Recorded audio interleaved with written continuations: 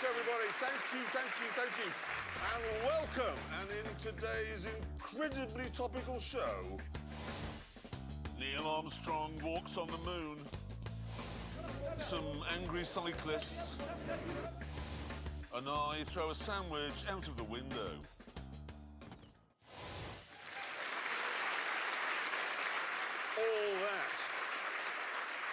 All that is to come. But first, Aston Martin has just launched a new car. And here's Richard Hammond to tell us all about it.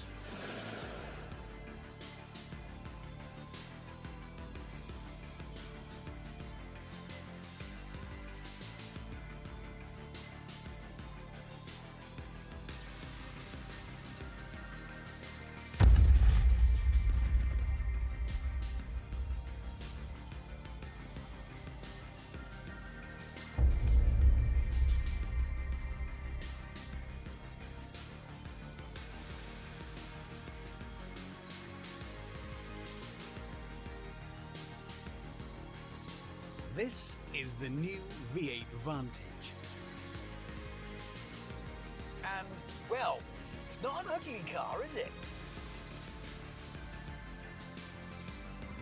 I mean, I'm not sure about this colour. You'd be on the phone to your doctor if your wee came out like this, but the shape itself is stunning.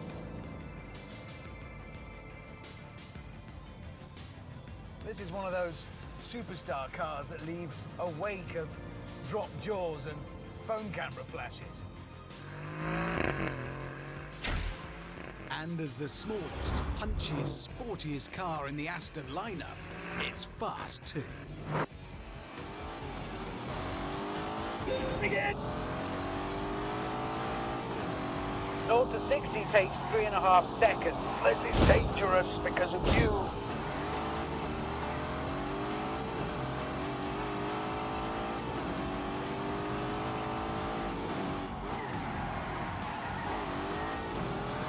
You're not going to be embarrassed by 911 Carreras. Gotta keep the pressure on.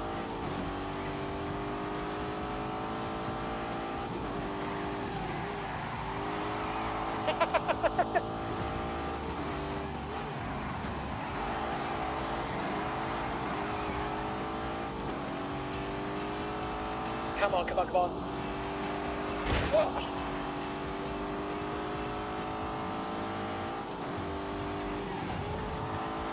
Oh my God! Go! Oh God!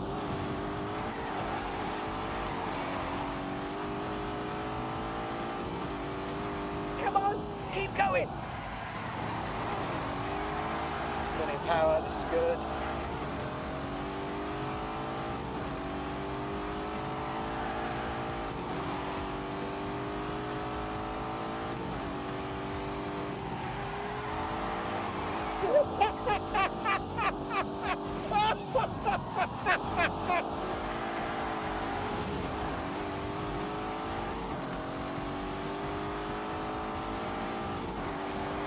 Oh my God!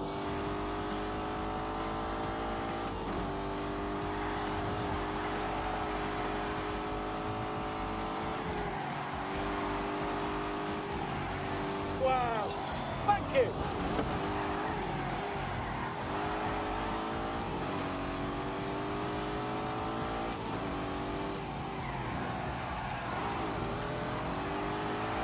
Unleash the beast! Oh no.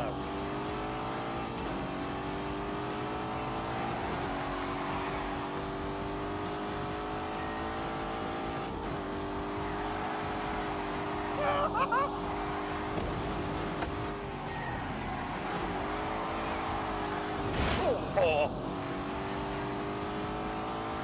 Go!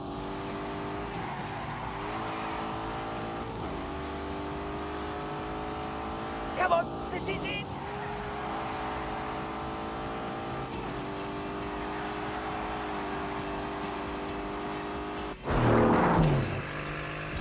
Top speed, 195. But here's the thing. Astons have always been beautiful and fast in a straight line. But when you're making a sports car, that's the easy part. It was when you dug deeper under the skin into the areas you couldn't see that in the past they often came up short. The trouble is, the company's never had the money or the manpower of Porsche or Ferrari, and you could sense that in their cars. They just didn't feel as well made or well engineered as some rivals. That means they sold mainly to people listening to their hearts and not their heads. Because your heart says, I want an Aston, even when your head says, that door doesn't fit properly. But this is 2018. Good looks and speed aren't enough if bits are coming off in your hand. This car can't be nice to drive for an Aston. It can't be well made for an Aston. It's got to be good, full stop. Yeah, in an AMG, this engine doesn't make this noise. In a Merc, it's all power bass, whereas Aston Martin have added some British gravel to the mix.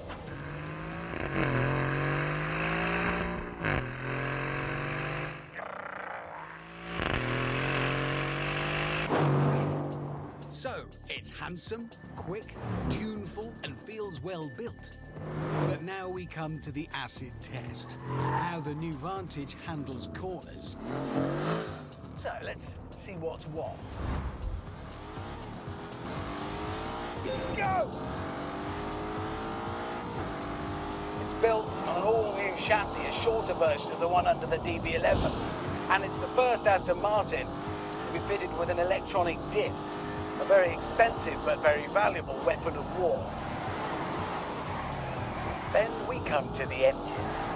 It's a 4-litre V8. It has twin turbos.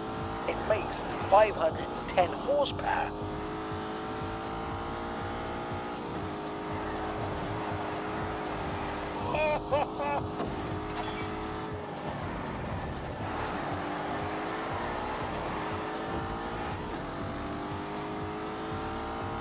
Keep going!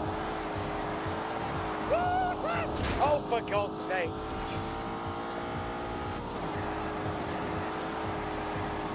That makes it better. Yeah, it works.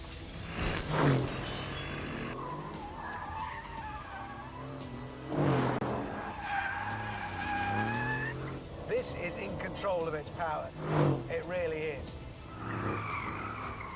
It's been set up by a man who used to work at Suspension Masters Lotus. And you can tell. In the past, you could buy an Aston and love it, but still know deep down that a 911 was a better car. With this new Vantage, that gap has been closed to a point where it doesn't matter. It's not just brilliant for an Aston Martin, it's brilliant full stop.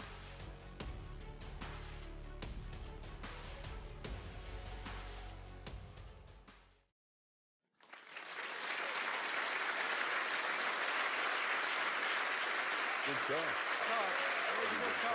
I can see that. Can you really? I really can see that.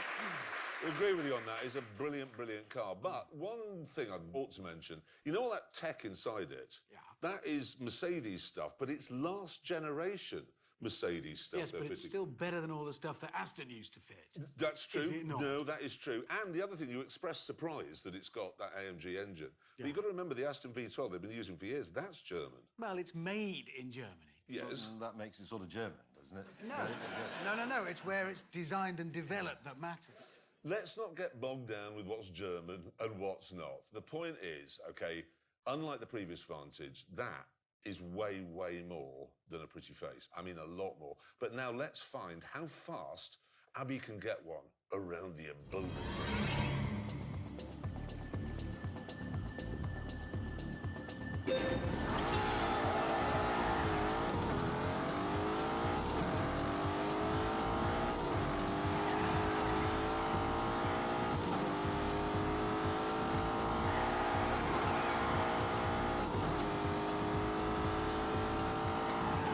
working away there at that unusual and frankly stupid square steering wheel. And already we're at the drop down into your name here.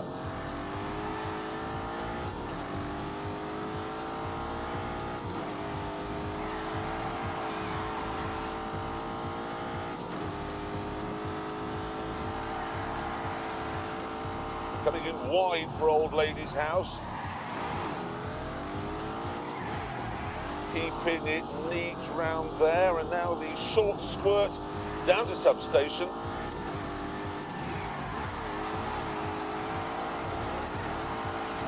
Cross the line. It's exciting. It does. It's like an old-fashioned racing car, moving around.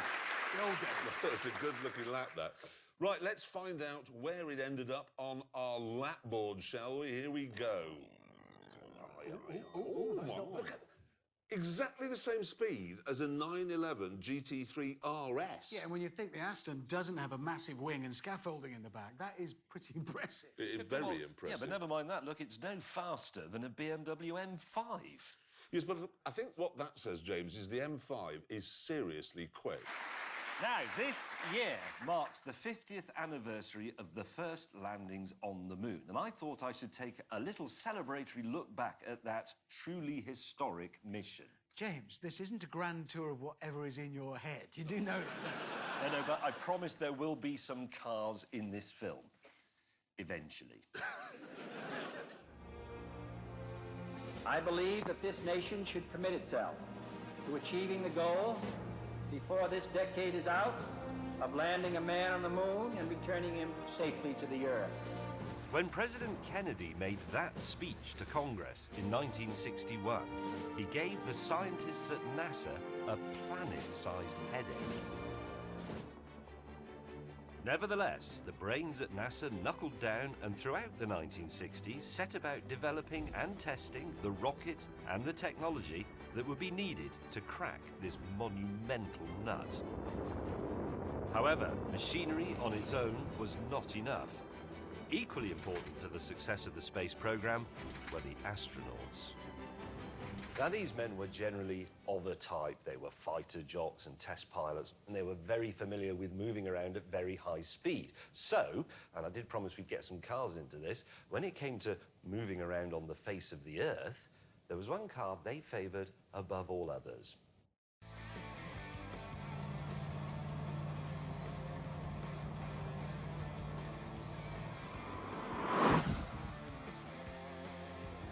The Corvette, America's premier sports car.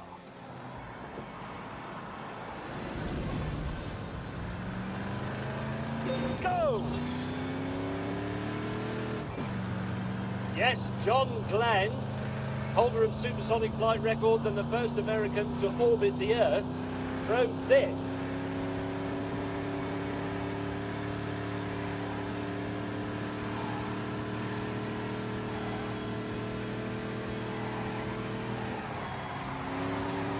Oh, help!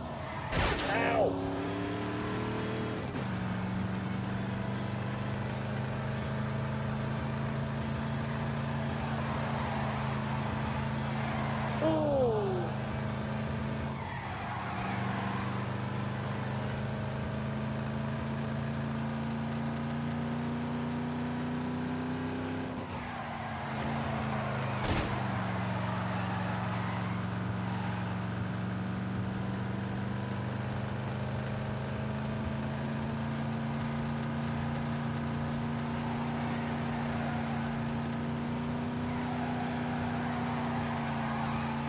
Have a break. Big love-in between the American astronaut and the Corvette started with Alan Shepard, the first American in space in 1961. And on his safe return to Earth, he was given a free Corvette by General Motors, a sort of medal for services to the country. By 1969, just inside Kennedy's deadline, NASA was ready to try landing some men on the moon. The astronauts chosen were Buzz Aldrin, who drove a Corvette, Neil Armstrong, who drove a Corvette, and Mike Collins, who drove A beetle. Presumably that's why they left him in the command module and didn't let him walk on the lunar surface. Eagle Houston, we have you now. Do you read over? Loud and clear. When the astronauts finally approached the surface of the moon, the landing was not without drama. Okay, all flight controllers, gonna go for landing. The designated spot was full of craters, Eagle Houston, you're a go for landing. forcing Armstrong to fly manually and look for another place to set down. 4 forward, drifting to the right a little. Okay, engine stop. Mode control, both autos, Eastern engine command override off. We copy you down, Eagle. Houston, Tranquility Base here. The Eagle has landed. When they finally landed, they had just 20 seconds of fuel remaining. But no matter, they were down on the moon. That's one small step for man, one giant leap for mankind.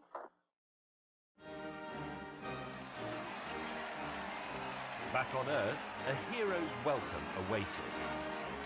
And once he got home, Armstrong, like so many astronauts, would swap the seat in his spacecraft for a seat in a Corvette.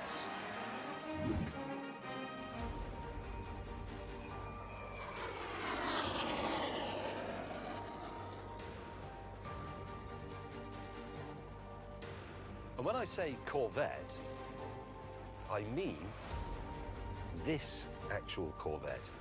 This one. This was his. This is Neil Armstrong's Corvette.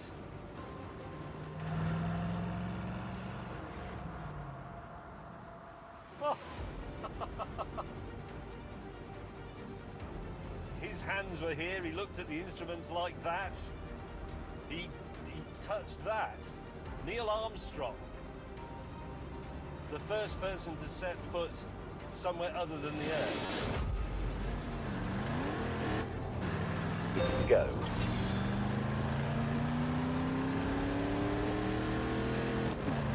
Forward.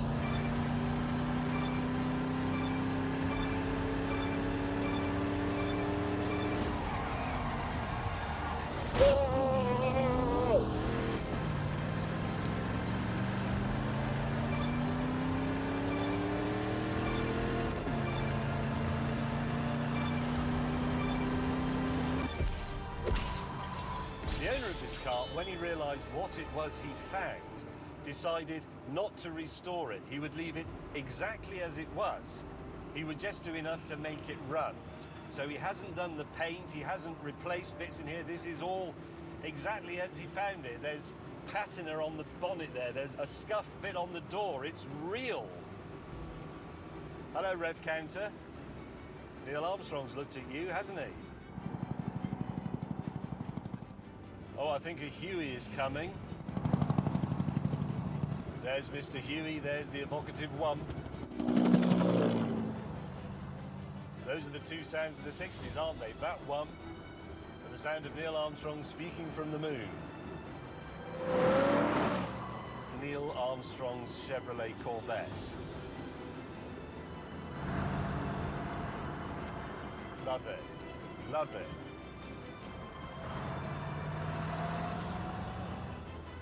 What an honour.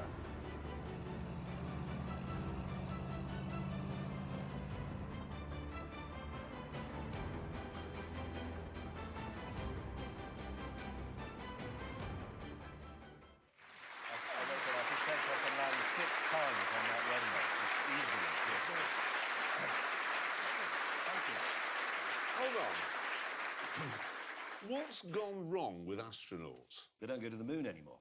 No. They used to be rock gods. I mean, if you think about it, they would drive their Corvettes into town, get hammered, get chlamydia, and the next morning they'd be upside down in a starfighter. Anyway, that's enough about space now. I want to move it on because I came into the office the other day and told these two that the Citroen C3 Aircross that I'd been driving was very good, and they said it wasn't. Because it isn't. Yes, it is, and I decided to prove that it is by doing one of those very thorough tests where we cover all the things that matter in a car of this type. Oh, wait a minute. Is this going to be one of those stupid films where you do ridiculous tests to discover if a car can, I don't know, drive faster than itself? No. This is the car in question. It's a 5-seater, front-wheel drive hatchback. Prices start at £14,720 and it looks rather funky, with those splashes of orange paint here and there.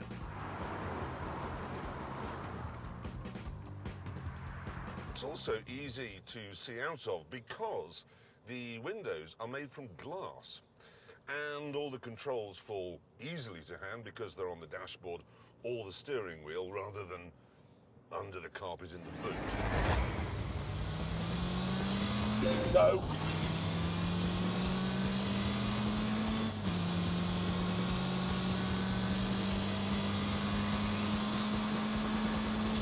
Oh, look at that for a tidy line.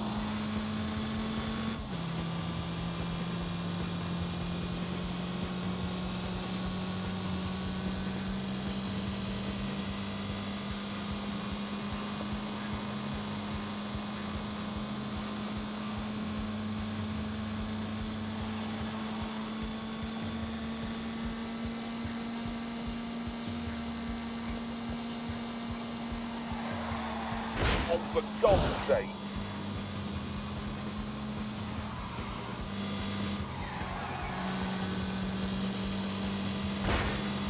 No!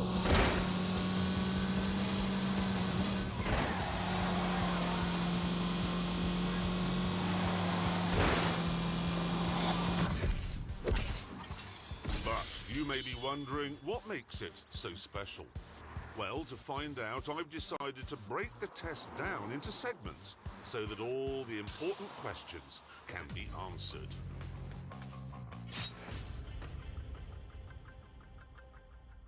To find out, we've come here to the banked Millbrook Bowl in Bedfordshire. Citroën say that because the quite small 1.2-litre 3-cylinder engine in this particular version of the Aircross is turbocharged, it produces 128 horsepower. And now it's time to see what that means in terms of top speed. And here we go.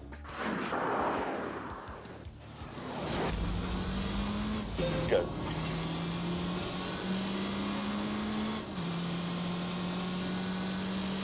Hurry up!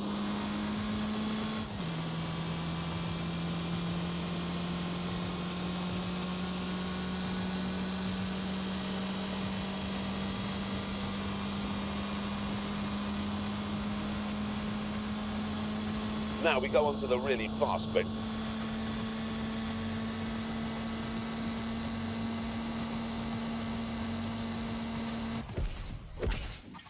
So can it do better? Okay, what I've done now is hooked up to the back end of a Bentley Bentayga. Now this is a car with a top speed of 180 miles an hour.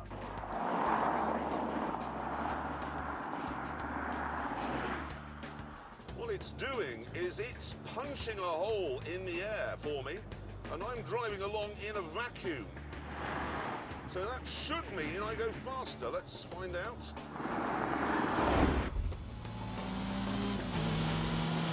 Go.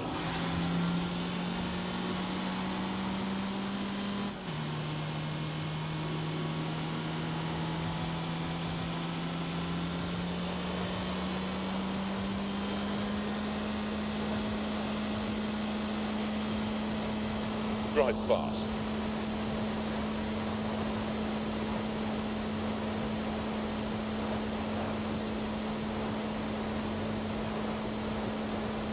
Fast.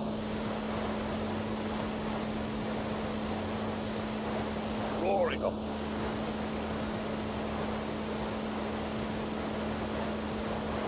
Can I go a bit faster?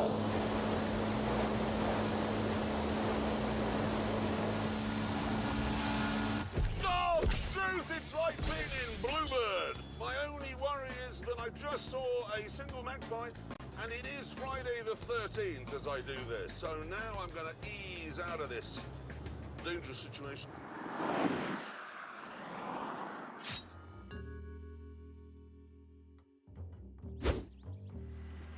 Well, if the space is smaller than the aircross, then the answer is no. Go.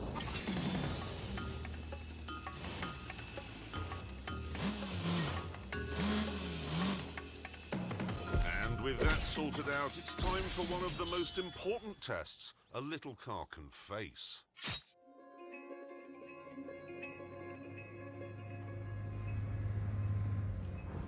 To find out, I've come to Southampton Docks, where obviously I've been forced to wear a hard hat in case a ship lands on my head.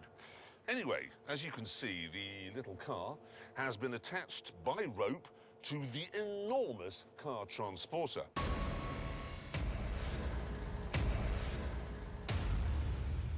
Which I've just noticed has a face. It's Booty McBoatface. The challenge I'd come up with was to see if the 1-ton C3 could pull the 13,000-ton ship a distance of 25 metres. Right, now I should explain that my colleagues, May and Hammond, think this is a stupid test. They say the aircross only develops 151 torques and that isn't enough to pull a medium-sized child.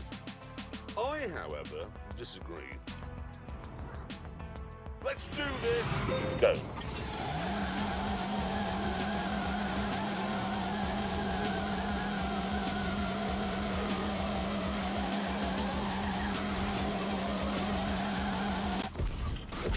Oh, Christ, there's some elasticity in that rope.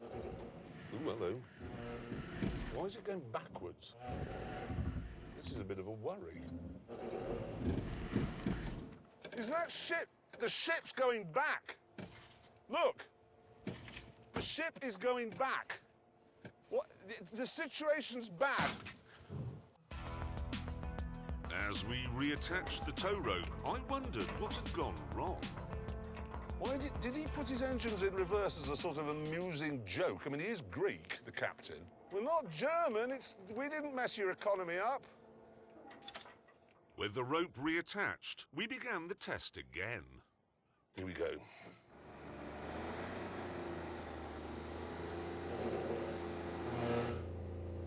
That's just clutch spin. Now it's just clutch. That's clutch. Traction control off. It's the only solution.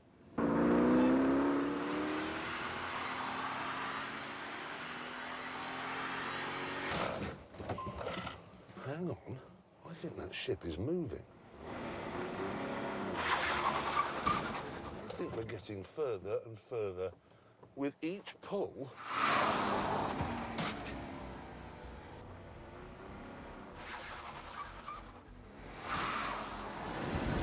Go.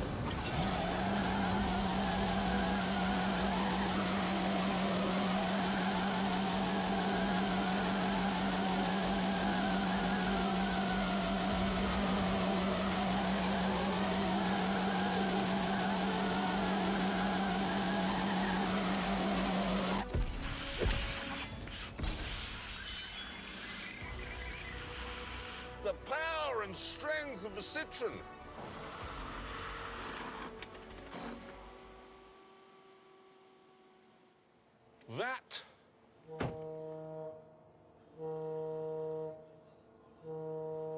That is Boaty McBoatface admitting defeat. And with that sorted out, it was time to address the C3's practicality.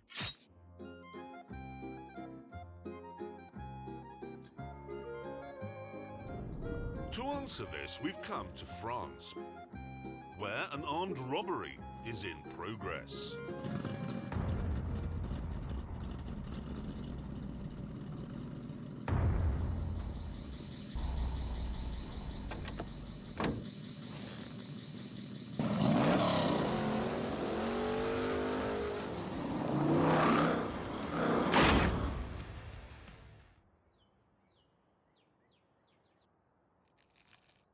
Burglars anglaises avec visage horrible are maintenant making their escape in a red 1972 De Tomaso Pantera GTS.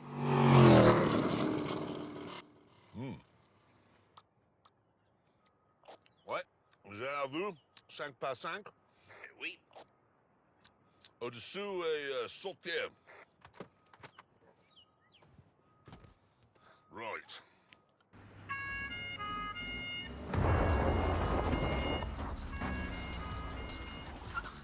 Let's do this!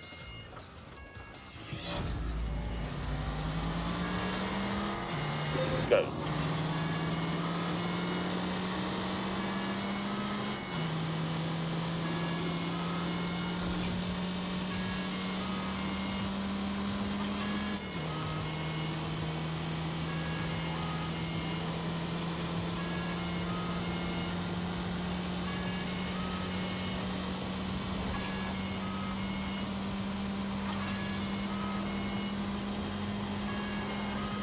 Come on, turn!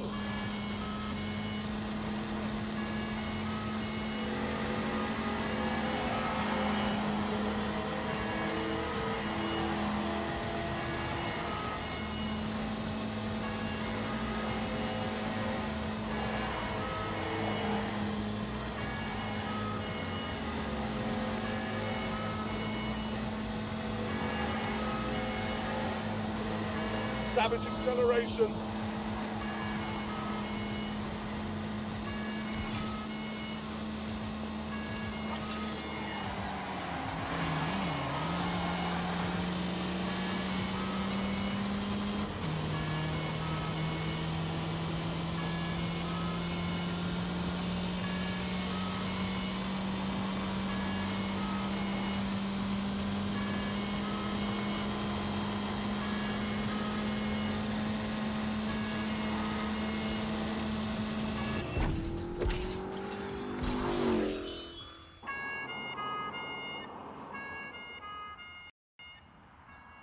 All around the world, police forces normally have pretty good cars.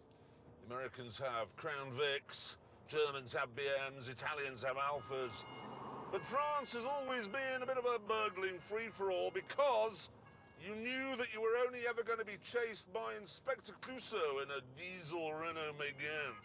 Well, not today, because I'm in an aircross and I've got a moustache. To make my life a bit tricky, the Robber's Pantera wasn't standard. It had an all-aluminium 7-litre V8 producing 550 horsepower, 4 times more than I had.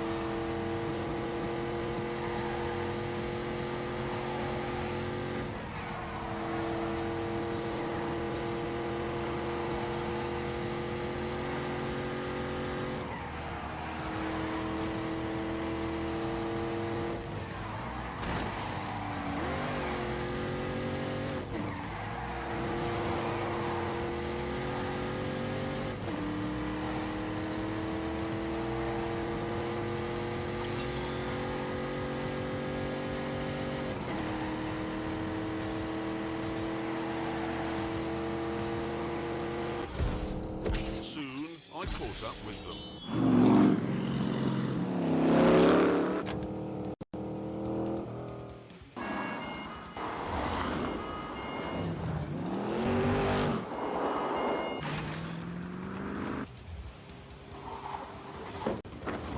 Oh, heavens! Oh, damn it! It was beginning to seem that despite my best efforts, I wouldn't be able to catch the Pantera. But then, when all seemed lost, the Citroën played its trump card and didn't break down, whereas the Pantera reverted to type and did.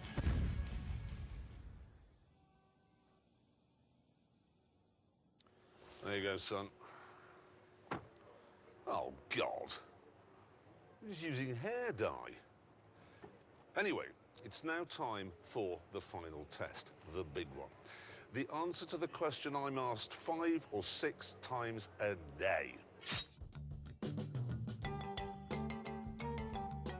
Italy is a difficult country to invade because it's surrounded on 3 sides by sea and on the 4th by mountains. These mountains, the Alps. But back in 218 BC, a Tunisian general called Hannibal did cross those mountains using elephants to carry his gear. And what I want to know is, could he have used an aircross instead? I mean, obviously, the aircross wasn't invented 200 years before the baby Jesus, but if it had been, could he have used it?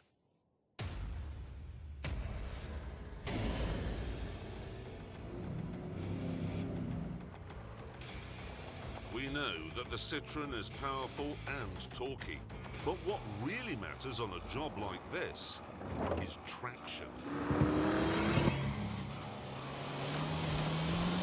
Go. And that's where this knob down here comes in. It engages something called the grip control system, and that sounds like a gimmick, but it isn't.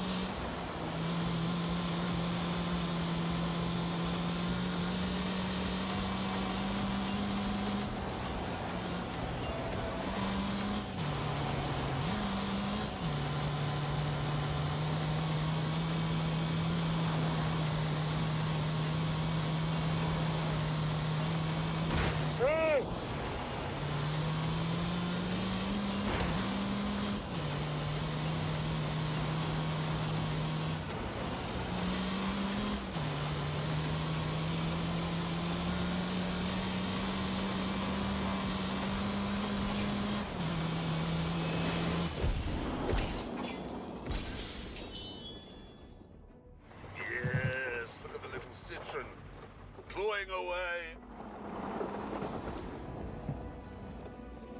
No elephant could do this. I am zooming up here.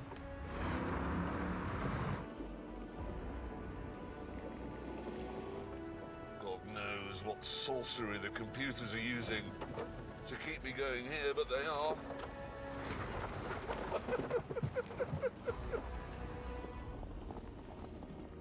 With the sat-nav telling me Italy was just 2 miles away, I found another path. I'm past 2,000 meters here. Christ, if I go over the edge now.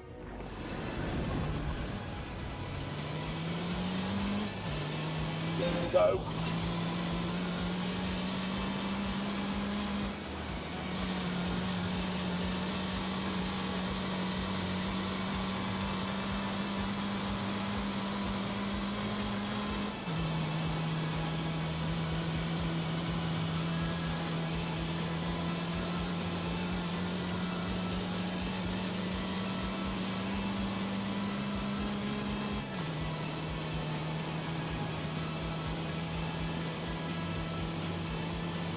Oh, dearie me.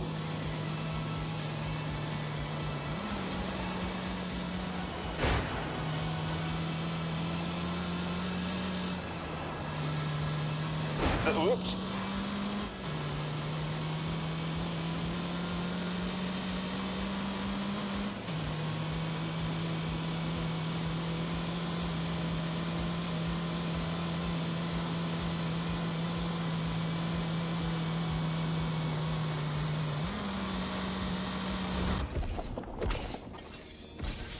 Finally, the border hoved into view.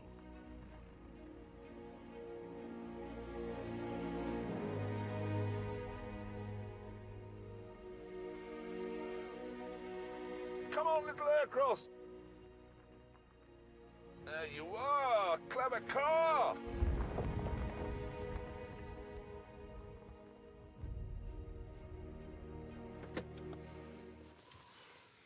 So there we are, faster than itself at the test track, strong enough to pull a ship, big enough for the entire Jolly family and a horse, and better at invading Italy than an elephant.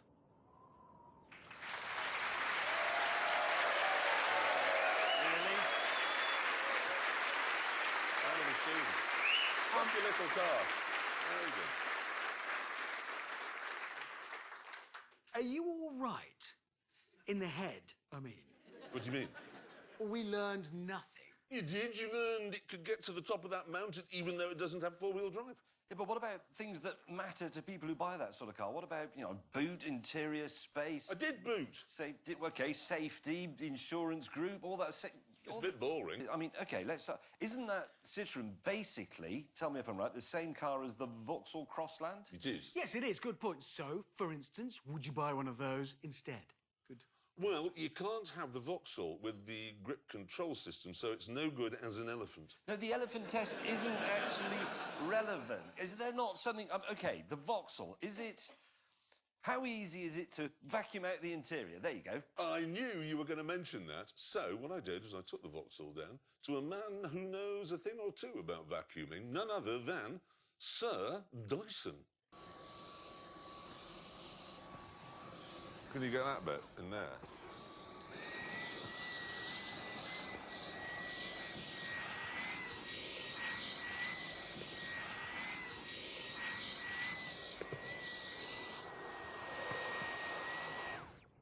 Any good? Brilliant. Is it? Very easy. Brilliant. Sir James Dyson doing a test, an important test for us there. Actually was James Dyson. Just a minute. What? Sir James Dyson is developing a new solid-state battery. Yes. He is working on the future of global personal transport. Yeah. And you've wasted his whole afternoon vacuuming out the interior of a Vauxhall. Yes. You have literally speeded up the end of the world. Yes. Yes, I have, and on that terrible disappointment, it's time to end. Thank you so much for watching. See you next time. Goodbye.